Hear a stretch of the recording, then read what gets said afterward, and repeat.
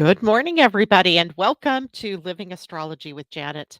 It's time to grab your cup of coffee or your tea, sit back and relax while we chat about what is happening in the stars this week. And it isn't just the stars, it's also human design and gene keys this week that are playing a big role, and a super full moon on Thursday, the 17th. So sit back, put your seatbelt on maybe because there's a lot to go over as we head into this week.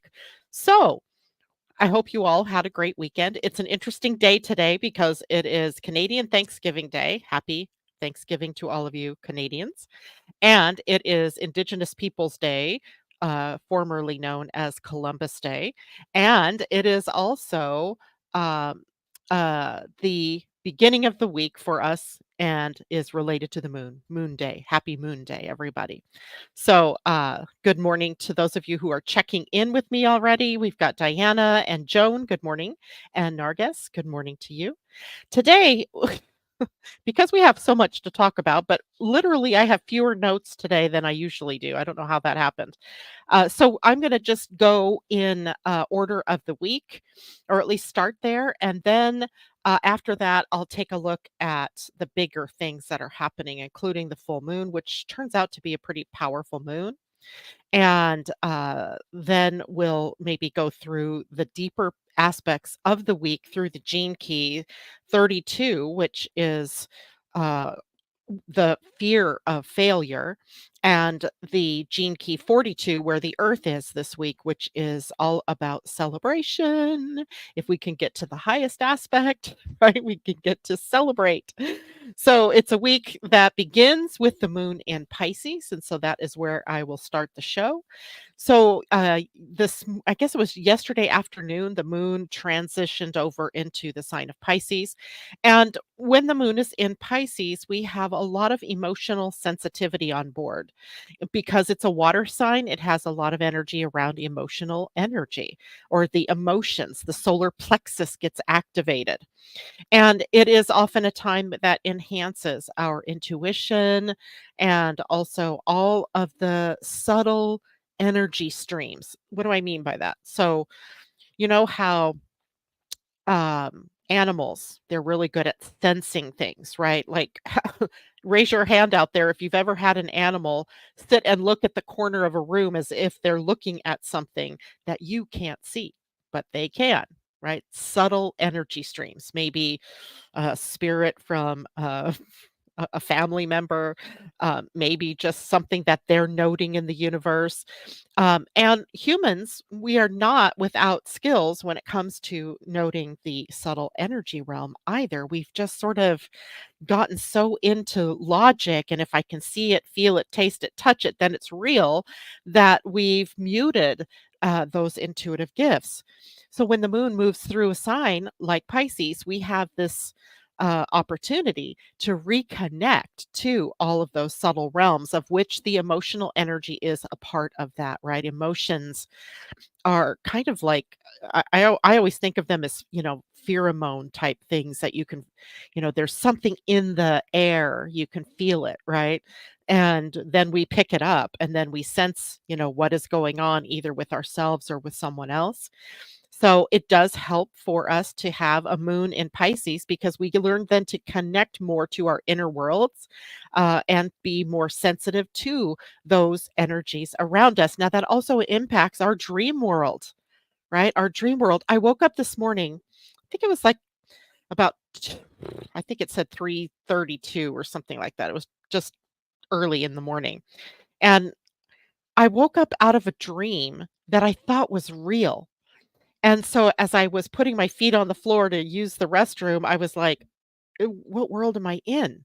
And the world I was in, I was playing out the role of a spy, and I could not, like, separate that. And that is a feeling we get sometimes with the moon in Pisces, right? We're sort of locked into this dream, and then we come out of it and we're not sure, "Wait, was this real or was that real?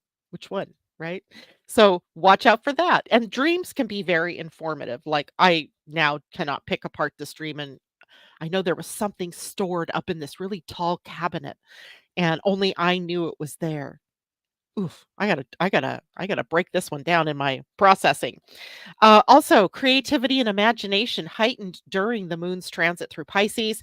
It is a highly imaginative sign, right? It really taps into the illusory, it taps into the imagination at a very high level. And it is an ideal time then for us to tap into that creative stream, but also, that creative stream doesn't have to be art necessarily. It can be writing, it can be how we speak to people, it could be spiritual practices. There's just this creative thing that is available to us all. And it is also a time then to tap into those dreams and visions. What are they telling you about you or about what your needs or your desires are? Because that is almost like this invisible intuitive stream that is coming alive for you. Now, at night when you go to sleep, sleep, for humans is we think of it as restorative, right? Because, we've been running, running, running all day and, sleep comes and it gives us an opportunity to heal and also to just recharge our batteries, if you will. Without sleep, people die, right? It's that important. But when from an esoteric standpoint, when we go to sleep, we cross through dimensional gateways. So the first gateway that we come to is the gateway between the third and the fourth dimensions. And it is in that particular level where we do a lot of the healing work, right? The body is restored, right? So cell work is being done, work on the DNA is done. The things that we think of as physical in the healing process are done. And then after that, we cross from the fourth dimensional into the fifth dimensional. And here is a very important aspect of our sleep. And that is where we get in contact with our higher selves, right? So we have the conversation, highly symbolic, likely, going on between our human, who is asleep, and our higher self, which is ever present and ever awake. And if we are unable to cross through those dimensions, then we end up with sleep issues. So things like insomnia or things like, interrupted sleep, um, or incomplete sleep, or we call it sometimes, or incomplete. I forgot what that word is, but it ends up really affecting us in very important and impactful ways because we really do need that crossing over through all of those realms. And then as well, we have to be able to completely come back right into the physical body. And it's sometimes if we're coming back really quickly because of the unnatural world, right? The alarm ringing, right? Which in the natural world, we would rise and sleep with the moon and the sun kind of thing, right? But the natural rhythms of our world are all upset because we have places to be. I have to be on air at 8 o'clock. So in order to do that on a Monday, I have to be up at 6. And so the alarm rings disturbs that coming back or causes us to go through those things very quickly. And this can be why when you wake up, you sort of feel like, well, wow, is this the real world? What world am I in? That kind of thing can happen.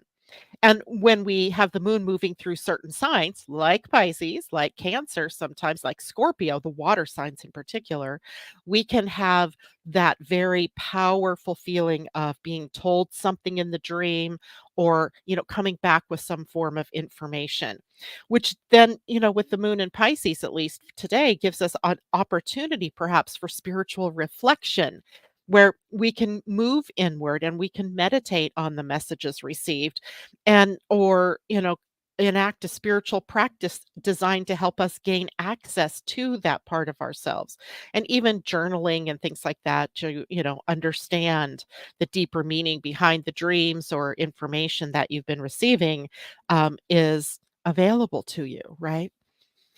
We also have to deal with the boundaries when the moon is in Pisces. Pisces is boundaryless, right? It doesn't have the general boundaries. It's ether, it's air, it's water, it's like this uncontainable substance. And boundaries are blurred, right? We don't always see where we begin and end and where someone else begins and ends, or when, we're moving beyond time, especially, right? Time, we think of time as boundaries of past, present, and future. But those boundaries blur, right, during uh, Moon in Pisces. So we may feel the need sometimes to escape. We may have escaped and then didn't come back, right? We don't want to come back. No, don't make me come back. And then we could get lost in our our ruminating, right? We can get lost in our dreams. We can get lost in our emotions. So we really need to be aware of that potential today. In Pisces, in the body, it rules the feet, and the feet are our interface with the ground, with the earth, with the concrete, right? The world of form. So put your feet on the ground if you're, finding yourself scattered, or, going off into, flights of fancy when you really need to be focusing on doing something. Make sure that you put your feet on the ground. Maybe, do some grounding exercises, that type of thing. But overall, the transit of the moon in Pisces really supports our intuition and our creativity, while reminding people, all of us, to stay grounded as we navigate these heightened emotions, this heightened intuition, and learn to be able to ground and access both, right? Grounding, accessing the real, and that tethering of the ground and the real, allowing us to have access to the spiritual, to the unseen, to the intuitive gifts, etc. All right, let's see who else has joined us here this morning. Good morning, J Lo. Good morning, Debbie Tibbetts Tumiel. Happy Canadian Thanksgiving, she says. Indeed. Also, she's great at reminding me. So is J Lo. So is Narges, to hit the like button. If you are on YouTube, hit the thumbs up button. And I may have that backwards. I think it's Facebook, like, yeah, YouTube, thumbs up, and share the video if you feel so called to do that. Good morning, Peggy Mulcahy and Paulette Peasley. It's great to see you. Jacqueline, good to see you. Teddy Hickox, thank you for a cool birthday, Janet, Teddy, and Patty. We had such a great day yesterday. As birthdays go, sometimes they work out exactly as planned. Sometimes they don't work out as planned, but then, you end up with, something good happening. Well, yesterday, Terry and Teddy's birthday, we decided that we were going to go do something different, right? We were going to go to a movie, and we met up for what was going to be a brunch at our favorite Red Robin. It was fun. But the movie was supposed to be at 1, but instead they somehow changed the schedule and it didn't end up going on until 2:30, but we'd already met at 11.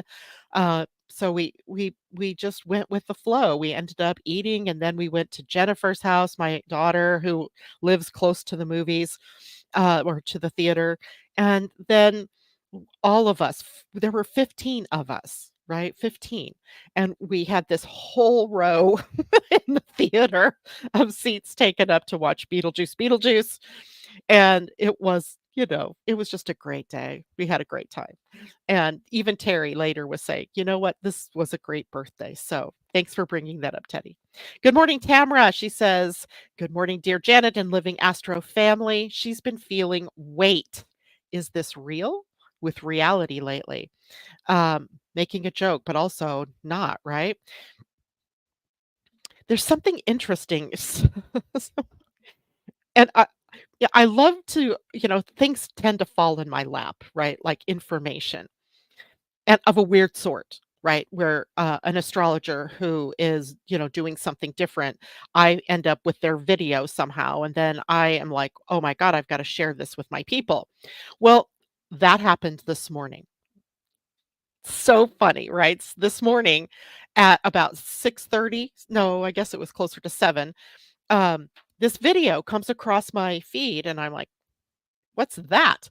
And it said something weird about Easter Island, and I went, "Okay, astrologer, so maybe it's about the eclipse that happened, earlier this month, that was seen across Easter Island, and it had something to do with the dwarf planet Mahi Mahi, Maki Maki, who is the creator god of the Rapa Nui people who live on Easter Island.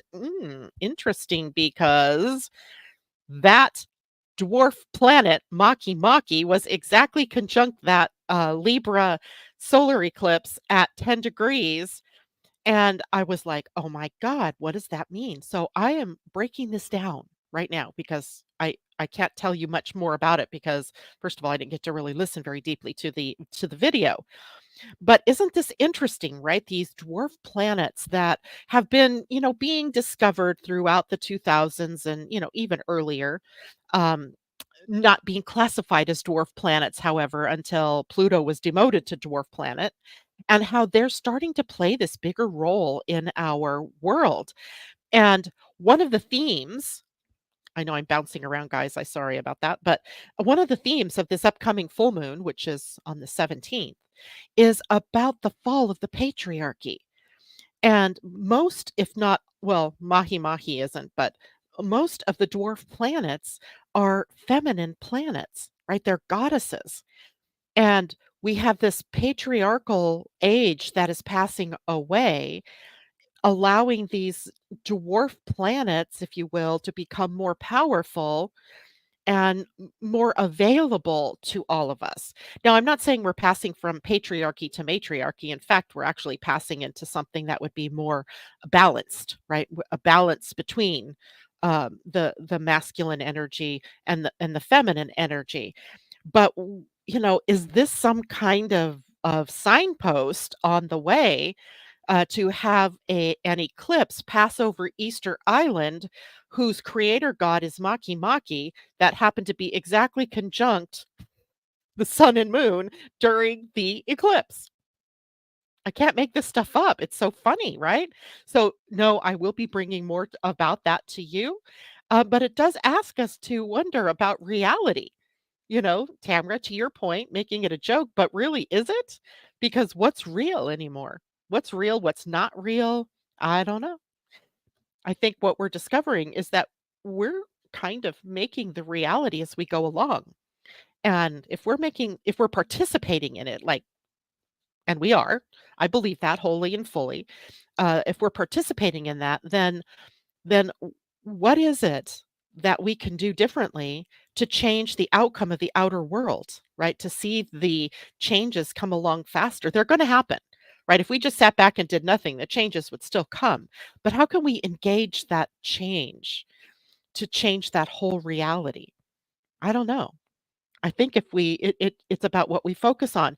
And I'm going to say something because I'm really bad at this. I have found myself to be a bit of an adrenaline junkie. So, for example, the other day, while we had the whole Helene destructive hurricane, and then there was Milton, right, coming, and I kept checking, where is Milton? Where is Milton? And I'm like, you don't even live in Florida. Why are you so concerned? But I got tapped into the drama of it all. Right? And, you know, you could say that, it's the feeling that we have as we're all interconnected and this destructive force is bearing down on people, not just a state, not just an environment, but people's lives. But then afterwards, you feel like, oh, okay, where's the next big adrenaline junkie thing going to come from? What's the next hurricane? What's the next earthquake? What's the next, you fill in the blank, right? And it's th I pulled myself up short with this the other day because I was like, "This is keeping the drama and the ugly alive," right? Our very focus on it. Now, I'm not saying not don't focus on or find out about or, listen to. I'm just saying don't get so caught up in it that you find yourself then, almost in anticipation, a constant anticipation of what comes next, right? Of what's next.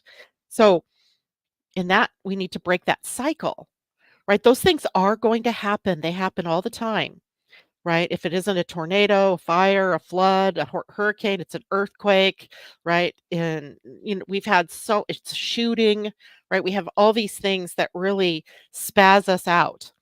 And I think what's been happening because so many dramas have happened on top of one another that we keep tapping into more and more of the drama.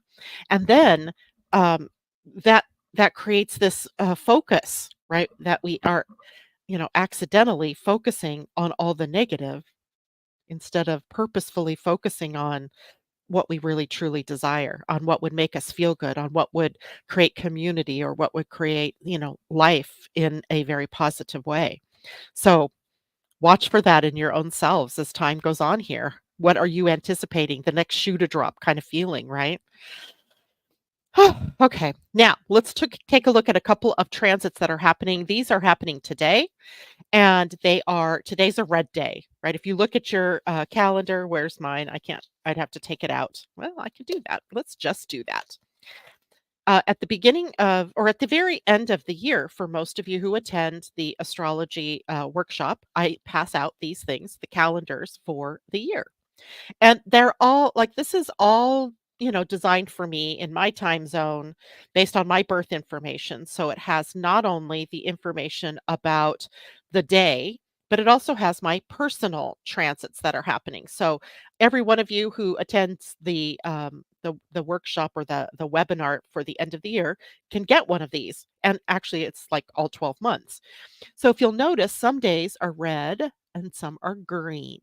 And notice this week, I'm focusing in on the 13th and 14th and 15th and 17th because the rest of and the 19th, because these are the days that are colored in. And this week is one of those weeks. It's an up and down kind of week, right? Up and down energy where some days are good, some days are challenging, and they're designed really just to kind of clue you in, not for you to, anticipate, oh, today's going to be a what show, but to understand that there are some challenges that are apparent for the week or for that day, that kind of thing. So, in looking at today's energy was a red day. So, a red day said, okay, clue in, there's some challenges. And the challenges are because the sun and Mars are in a square, and Venus and what was the other one? Venus is opposing Uranus. So we have these challenges, right? Oppositions create this need to find balance and harmony because we're teetering too far to one end or the other. And squares, the 90-degree relationship in the planets, are often tense, right? And there's something we must do in order to solve the tension, right? Okay. So when we talk about the sun squaring Mars, now the sun is in Libra and Mars is in the sign of Cancer. So they are squaring one another. And there's tension then between Mars' action and the sun's harmony, right? Harmonizing diplomatic energy. Because Libra seeks balance and harmony, while Mars in Cancer can bring an emotional volatility to the surface, right? It's a protective energy and defense energy, right? So we want to protect ourselves, we want to defend ourselves and defend others.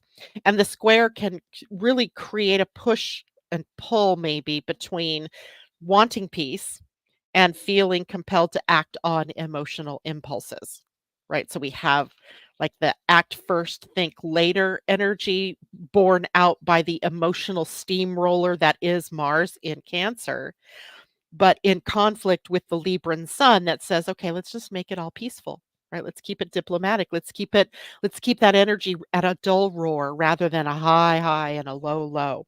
So it can bring conflicts up in our relationships because Libra is a relationship orientation. Cancer rules family. So family energies and relationship energies. And Libra's focused also on partnerships, so it could play out in business or it can play out in your personal life. And Mars is assertive energy. It can bring up disagreements, right? We're disagreeing, and especially if there are underlying emotions that haven't been dealt with, right, or have been simmering for a long time. For example, someone who has been, just biting back the words or fighting back the tears, holding themselves up from saying what needs to be said or doing what needs to be done. So the conflicts have been simmering or the confrontation has been simmering. And today comes up, right, with the sun in a square to Mars. It is a good day to address conflicts openly, to really bring this up in a safe, peaceful manner, as safe and peaceful as you can kind of manner, gently. bringing up those things. But there's also emotional frustration going on for everybody because Mars in Cancer can't get his feet moving in the direction of forward motion, right? He's kind of slowed down. It's like trying to run in a pool, right? You can't run in a pool very quickly, right? We have to swim, we have to go, we have to streamline our bodies to move with the flow of the water. Standing upright in water, if you think about that, creates a square, right? And so our movement through water is hampered, and so is Mars's movement through the sign of Cancer, which is water. And that means that we might feel irritated or irritable because we can't seem to get going. We can't seem to do what we want to do. We might feel restless because we know we should be doing something. We know things should be moving easier and they are not going as planned, right? So we have this frustration. So what do we do? Well, the only thing that we really can do is to go with this flow, to go with the flow and find a constructive outlet for your frustration or for your anger. And, maybe you want to channel that into creative projects, or maybe, want to challenge that into some kind of physical activity. But one way or another, you have to channel that energy before it becomes explode in your face kind of energy, right? So the Sun square Mars is a very difficult sort of day energetically. Now, as well, so basically what you're trying to do is balance the assertiveness of Mars with more of the empathy and the compassion that we can find in Libra, right? So, and also in Cancer. Venus opposing Uranus. Well, Venus is the planet of love, relationships. She's the ruler of the Libran sun, and she also rules finances. So we have finances, relationships, self worth, and your value and what you value. So your values and your personal value. And Uranus is the planet that brings surprises and shocks and awakening. And he is also sort of this unexpected shift that happens in our lives, right? He's usually the source of that. He's also liberation and freedom, right? He's kind of letting us loose from the old ties that bind. So expect today that we might have some surprises in love and surprises in finances, which, by the way, don't always mean negative ones. Doesn't always mean that you're going to have, some drain on your bank account or a bad economic news, things like that. It doesn't always do that. It just brings something unexpected. So it could bring an unexpected boon, right? An unexpected deposit into your account. But it can also, with Venus being involved here, bring up hidden desires, right? The unexpected attractions, the gateways between where we hold ourselves back and where we push ourselves forward are open, right? They're open, and it might occur to you that all along what you've really wanted was freedom, and yet you've kept yourself chained up, right? Or you kept yourself closeted away. And this is an opportunity then to make a shift, right? To energetically and physically, mentally, emotionally, spiritually let yourself out of the box, right? Let yourself out into the world. Now, there is also a desire that comes up with these energies between that desire for freedom and the desire for deep connection. So, um, Venus is in Scorpio opposing uh, the planet Uranus in Taurus. And they're getting toward the end, so we're learning a lot of valuable lessons, and we're putting things together now that we're in those last 10 degrees of the transit of these planets through their respective signs. And Venus and Scorpio really seeks to have depth in relationships, wants that loyalty in relationships. Well, Uranus and Taurus actually favors independence, novelty, the new, the untried, and the untrue. This opposition then can create a struggle between the places in our lives where we want emotional closeness, but that we also need personal freedom. And if that happens to be an already triggered conflict in your relationships, a day like today just really brings that boiling water to the boiling point, right? And simmering it, bringing it up for all of us to take a look at. So, if you're already struggling in that way, today may find you in a position to solve the problem, right? Find a new solution. There is also this intensity that comes with Venus and Scorpio, intensifying our passions. And Uranus really has revelation energy as a part of his path. And revelation meaning, while we have these heightened passions, what may actually occur to us is that we've been living too small and that it's time for us to spread our wings, rise to the tallest trees, right? Rise to your heights. And this could bring sudden revelations to you about what truly matters, and then helps you to align or shift or realign, if you will, to what you personally value. So while, what I'm saying, what I hear myself saying sounds very positive, it can be in us as individuals a place that feels very tense. We can become very anxious about untying the tethers, right? Untying the bindings and letting ourselves roam, right? So the key is to let yourself roam, right? Let yourself fulfill those desires, because the more that you keep them contained, the more that you are in conflict and the more that you're straining against this natural feeling of wanting to be free or wanting to, play to that desire. And this is energy that breaks us out of ruts, breaking out of the rut. Taurus is a sign that's earth, and it can get stuck in the rut. Or, rather than calling it a rut, it gets caught in a comfort zone, right? Comfort zones where, yeah, this feels comfortable. Why should I get up and go outside and go for a walk? Why should I? I feel comfortable here. This is cozy. But your body is screaming at you, showing you through physical symptoms that you need to get up and walk, right? Or that you need to get up and go, or you need to do something different. And we ignore it in the comfort zone. We can ignore it very easily in this comfort zone that is Taurus. But there's always going to be this restlessness behind the scenes about it, right? That is pushing, pushing, pushing for you to make those changes. Thus, the reason this is a red day.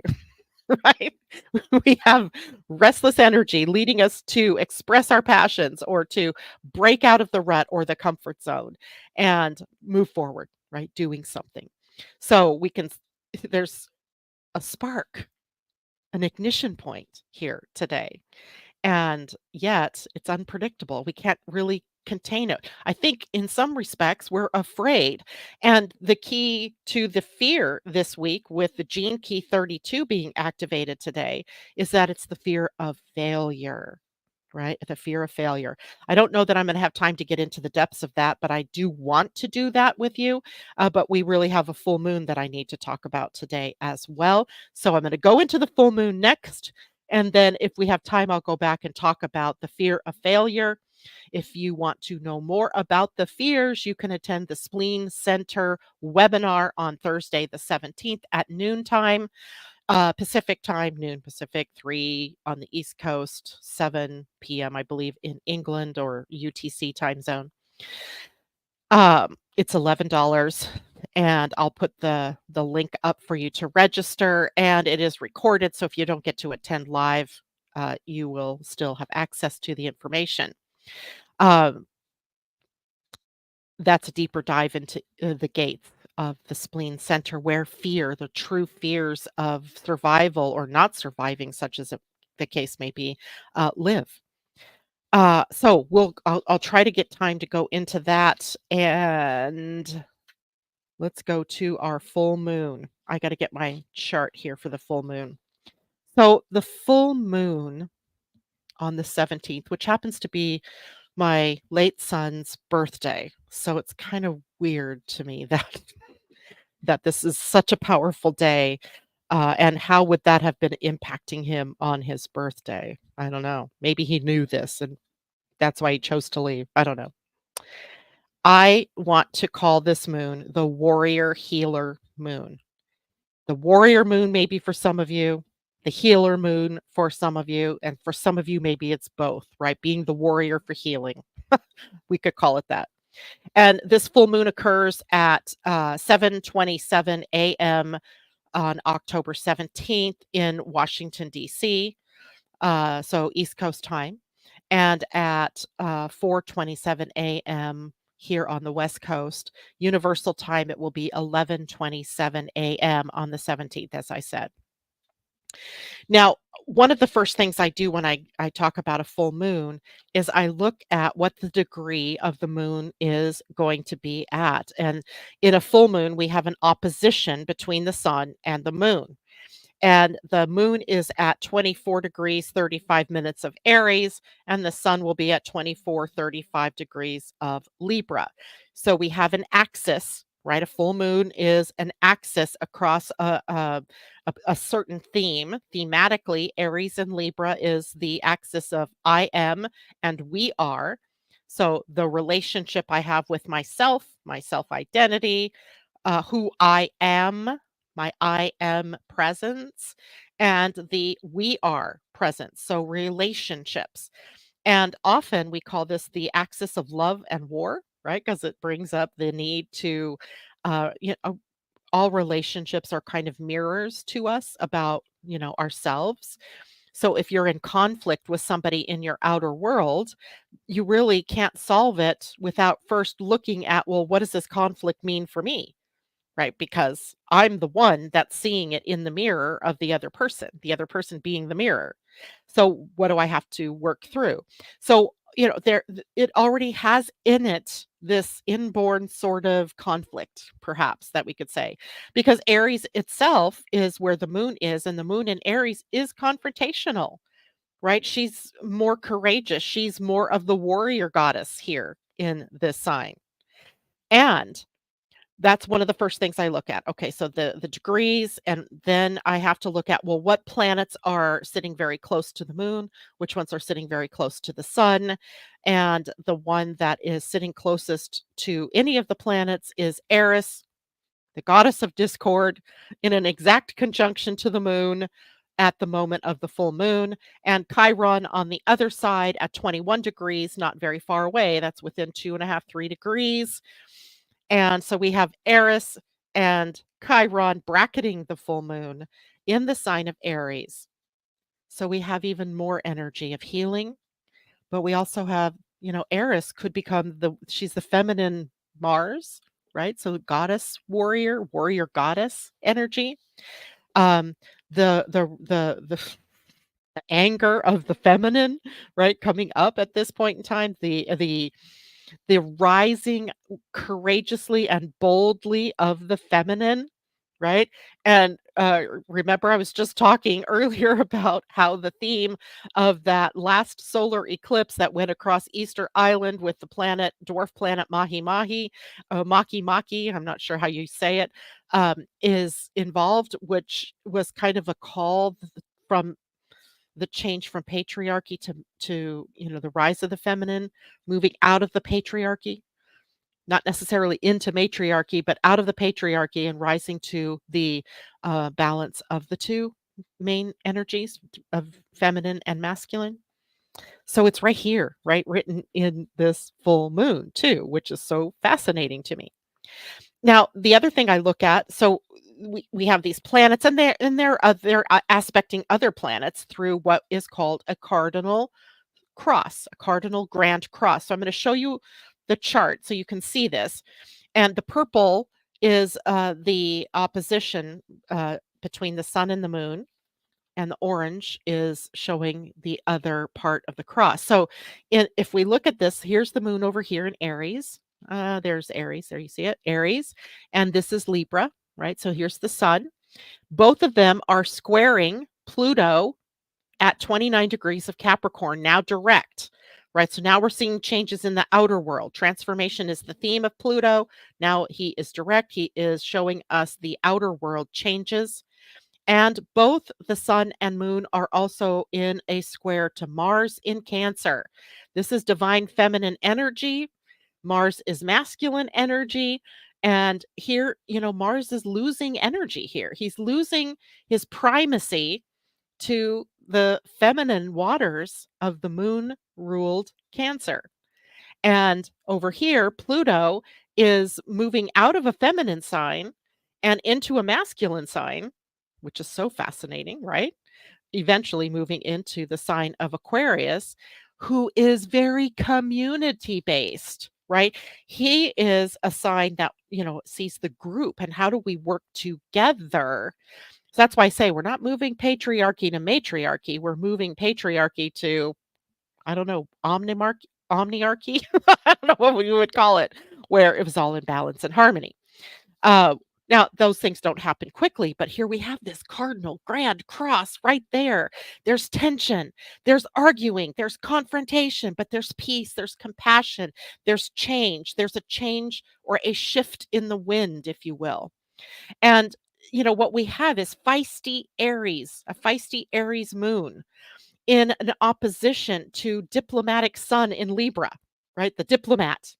And then we have the sun and moon in a peculiarly sensitive Mars, right? Because he actually can, become very aware of emotions and the play of emotions. And then a square from the sun and the moon to Pluto in authoritative Capricorn. And that puts Mars and Pluto in an opposition as well, right?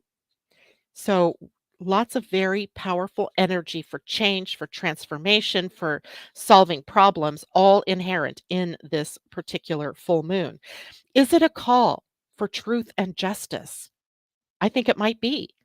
The Libran sun is the strongest here, right? Even though it's the full moon, it's the sun's the power, the light that illuminates the moon, right? So the sun. Is it the patriarchy's last gasp, where we realize we can't stand in that power of the patriarchy any longer, right? It's this isn't new thinking, by the way. Lots of people have been talking about this change for a very long time. But is this the last gasp of it? I would like to think so. And does that lead to building a community-based world? I love this idea of a community-based world. Remember, we were talking on Friday about how, with Pluto moving direct now at 29 Capricorn and this destruction of these major institutions. And we were talking about it in relation to, hurricanes and disasters and things where there's such a pressure on the federal government to do something. But yet all of the energy seemed to be building up for us to work those things on a community level and let community based groups work the problem and find the solutions, right? That is the bigger energy behind the times that we're going into. In the next 20 years, you're going to see this less focused on things like the federal governments of the national governments. I don't know what other countries would call it, their national government, let's say, and more power to the people in a community based or grassroots movement sort of way. You're going to see this more and more and more. And while it's different from what we've all experienced, right, where we would go, the federal government's going to come swooping in and save us. It will be more like, well, we can't depend on that federal government anymore. So we have to do it ourselves, right? What can I do in my community that can support the people who've been impacted, let's say, by a hurricane or an earthquake, a flood, a fire, etc. Right? So it's what we as humans do naturally really well when we have to, right? When a big thing happens in your neighborhood, look at how everybody starts to pull together. I read an article about insurance for people that were double hit by Helene and Milton, and what a what a debacle that is going to turn out to be. And insurance is another one of those big institutions, and it can't keep up. And it won't. It's just denying people flat out, right? So there are big problems, yes. But if we come together as people, united as citizens, and as a community based world, we can solve problems ourselves where we've been looking to a hierarchy, a higher power to come and save us, a daddy to come and save us, the daddy as the federal government. And daddy can't swoop in all the time. He just they're incapable, too much bureaucracy, too much red tape. So how can we solve the problems locally? That's a big theme that we'll start to see really impacting us as time goes on here. All right. So if we look at the supermoon, this is also a supermoon. Like, and a supermoon, as you know, is the moon that comes within 90% of the closest it ever comes to the Earth during the full moon. And that gives more power to this moon, right? It makes it more intense. It makes it more emotional. It makes the tides run higher. At the tides meaning your blood is mostly water, right? So our tides, our personal tides are running higher. And that means there's intensity to the transformational energy that the full moon brings. Remember, the full moon is always a time of aha, of a culmination, coming to the point of something. It's a time of revelation. It is built into a potential for a new beginning because as some things dawn on you, you see the light, you can change course, right? You can see the next new step. So it is a very powerful time. And it amplifies the emotions. It amplifies the urge for change within all of us. And the Aries energy already brings that need to be bold and courageous, to be action oriented, to do, as opposed to sit back on our hands and do nothing, right? It brings a need for independence. And with squares to both Mars and Pluto, it can create intense confrontations and power struggles. This is like the titanic fights, titans, the war of the titans, right? That's happening. Some of it right out of our control, but on the other hand, we're also the ones that are creating as we go along.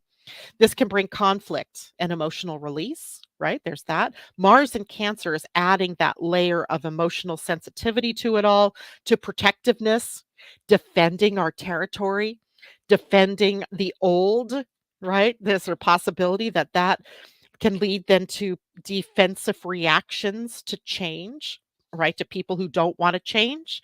They could, put up all the walls and the arms and, say, no, we don't want that change.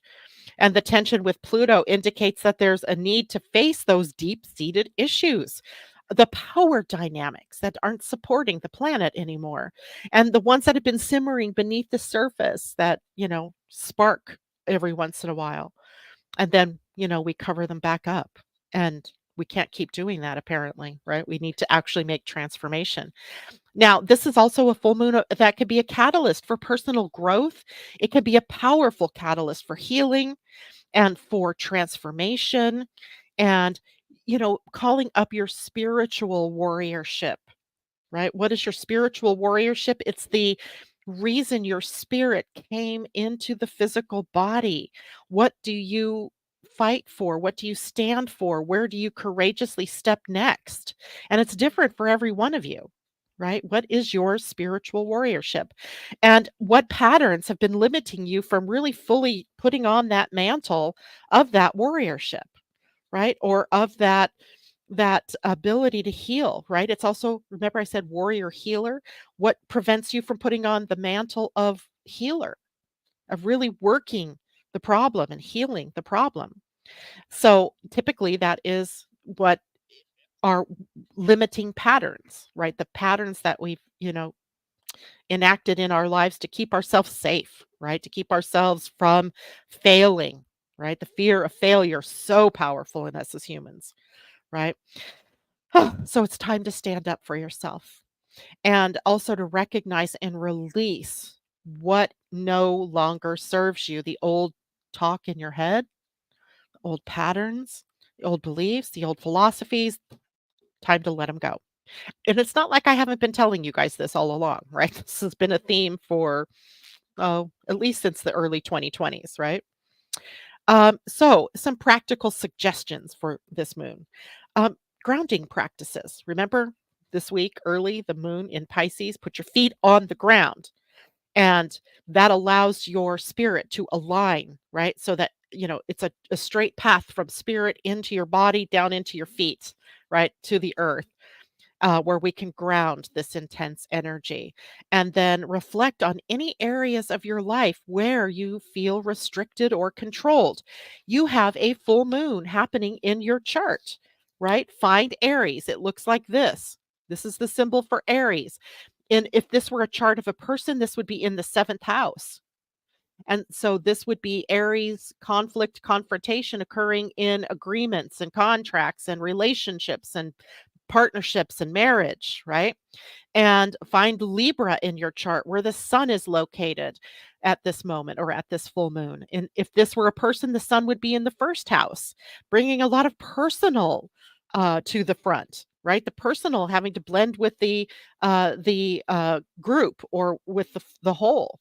So find the houses because the houses tell you the part of your life where this is impacting you. And if you have questions about that, you can put those down there in the chat. Um, and where was I? So reflect on where that is in your own chart. How do you feel limited? How do you feel controlled? And take constructive steps to change your life, right? What constructive steps can you take to change? So confront challenges directly. Don't hide behind them and harness Aries' courage, her bold leadership energy, her transformation potential to empower yourself, right? Even when it feels intense, even if it feels out of reach, you can do it, right? This is a you can do it energy. Now, let's look at a couple of other things going on here because I said the full moon is conjunct Eris and Chiron, right? Closest conjunction is Eris. And this is remember, she's the goddess of disruption, discord, and Eris is an element of rebellion and upheaval, right? So she's not a feel good goddess, right? She's not Venus, patting herself and being harmonious and loving and all of that. Hers is more tough love, right? She really represents the challenge for you to break out uh, by pushing you to question and to challenge your beliefs or challenge your existing norms societally, culturally, but also personally, right? Um, it stirs up inner conflict within us and highlights the areas where we may be feeling marginalized, pushed to the side. I want you to keep that word marginalized in your thoughts because with Pluto in Aquarius, it is the marginalized that become empowered to become more centered, right? So, we see it with groups, on the margins, right? Whether it was Me Too, like, women, or was it the races? Was it religious differences, things like that, where, we've had this very centrist sort of experience. And now it's these people that have not felt included in that center that are moving toward the center, right? So you guys are going to love this one. So the dominant energy of the white male on the planet is what has been the center, and the center is coming undone. And who's outward from that center are the different races, the different religions, the women. So we have these the people with alternative sexual orientation. All of these people have been out here on the marginalized edges, and now we're seeing the masculine patriarchal white male paradigm breaking apart. Right? It's kind of been interesting to watch that. So there's disruption. Eris brings disruption. And those of us who have felt misunderstood or who have felt marginalized, your fight is to move more toward being accepted by all, right? Healing old wounds. Chiron on the other side is about focusing on emotional healing, especially around themes of identity and self-worth because he's in Aries and that's what he's been teaching all of us, our value. And where is our value? It's not in what we do. It's not in who we are in terms of, I'm this person or I'm that person. It's intrinsic value. It's built within you. And the moon here offering us the opportunity to face those wounds and insecurities and allowing us to acknowledge ourselves as and the work that we've done as individuals to grow through all of these challenges. It is courageous self-expression, right? Aries energy is bold, it's direct. And with Eris and Chiron involved, it encourages us to unapologetically be self-expressive, right? Not to apologize for who you are, what you do, your point of view. It doesn't allow you to take away from others, right? It doesn't say, I'm better, I'm the best, I'm right, you're wrong. It's not that at all. It's about you, though, really understanding who you are and standing up for you while simultaneously allowing every other person on the planet to be the same, to be themselves, right? To be their unique self. Stand in your imperfections, right? Stand in your truth, and even if that truth feels uncomfortable to you. And then we have collective themes. The collective themes are about justice and change. And Eris can represent that societal imbalance, right? Where the rich versus the 99% versus the 1% kind of thing. Um, and the alignment then with this particular moon might also reflect these broader themes of social justice or collective healing, all of the bigger themes, coming to play. It's a reminder to us all that our personal growth often mirrors larger societal shifts where disruption can lead to progress, right? Because we're the micro of the macro, right? As above, so below, right? As within, so without. So if we're seeing chaos in the outer world, it's likely because inside we're also in chaos or we're moving through chaos in some way, right? So the supermoon, a very powerful one, enacting healing, warriorship, if you will, where we can courageously face our personal demons, our personal challenges, our collective demons, our collective challenges. It's time to embrace our authentic self, even if it means embracing the messy or the disruptive parts, as they too are contributing to the healing of the whole, right? The holistic view of this particular energy. Woohoo! Uh, Eris was angry for being excluded, right? And another word for exclusion is marginalized, right? It's those edges, those edges. Christine Buckingham, 12th house Aries BML and Eris, yowza. What have you marginalized to the unconscious? Right? That's what I would ask, right? Hey, Leilani. Hi, Londa. Good morning, Terry. TD Hawk. All of the people out there with great comments to one another. Asa, glad to see you. Let's see, what was this comment up here? TD Hawk says, reminds me of hypervigilance after trauma. Our beautiful minds trying to protect us. Yes, right, right. Thank you, beautiful mind. I invite you to rest and to be with me while I listen to my heart and be in spirit. That could be everybody's mantra. Everyone. And hello, Tina. She says, I have to listen to this again. Me too. um, sometimes when I'm out here talking, I think I'm going to be talking about one thing, but something else comes through. And I always feel like, okay, that's the right thing to say. But what I didn't get to talk about was really about this idea of success and failure this week. So I will post up an article on this later for everybody to read. And maybe I'll do it through the mailer. Yeah.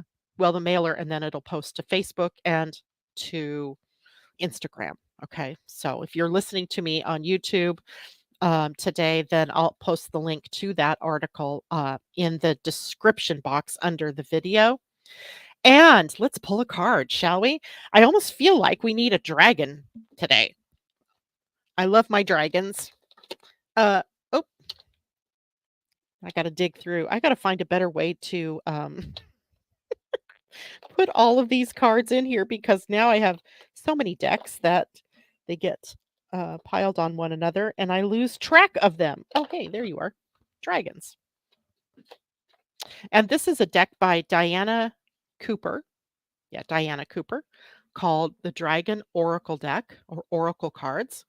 And I just love this deck. It also has a book that goes with it by the same name, the Dragons. I think it's called Dragon Oracle, and by Diana Cooper. Ooh, here we go. Golden Solar Dragon helps you stand in your power with wisdom.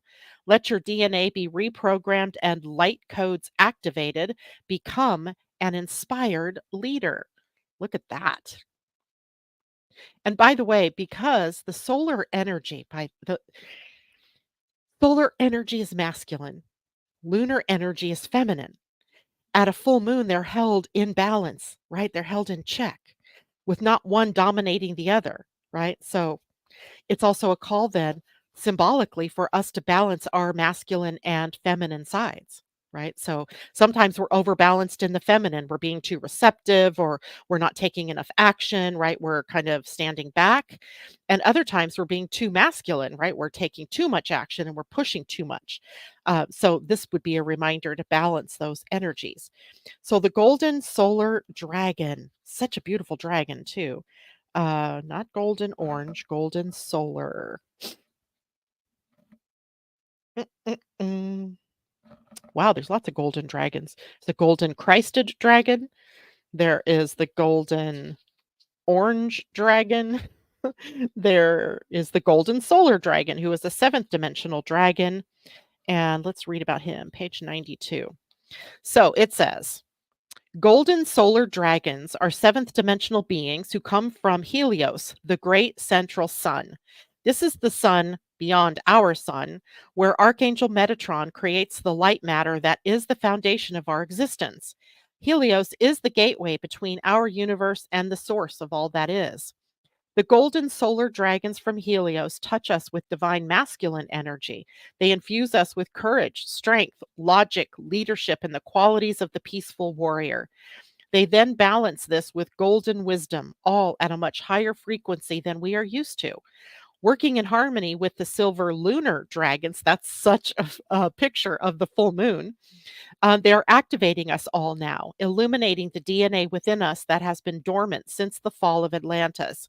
We are being intensely reprogrammed in preparation for the new golden age. The golden solar dragon who has come to you now is asking you to balance your life. Listen to your inner wisdom and become a leader. Dare to speak your spiritual truth. Hold the vision of a fifth dimensional world.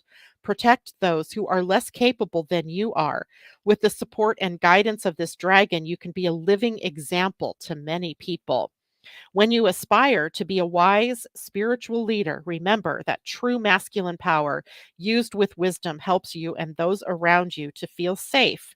Spend a little time each day focusing on or imagining the sun shining onto your third eye and sense the light codes that the golden solar dragons are directing towards you. Wow. All right. That is our card. And I would say this is activated for the week, but particularly at the full moon. All right. Perfect. Thank you all for being with me this morning. It's been a pleasure. I will see you again on Friday with Pia and Cullen rejoining me from the Pleiadian group Larkma. And don't forget, sign up for the webinar. I'll put all that underneath the description, and that will be on the 17th. Bye for now.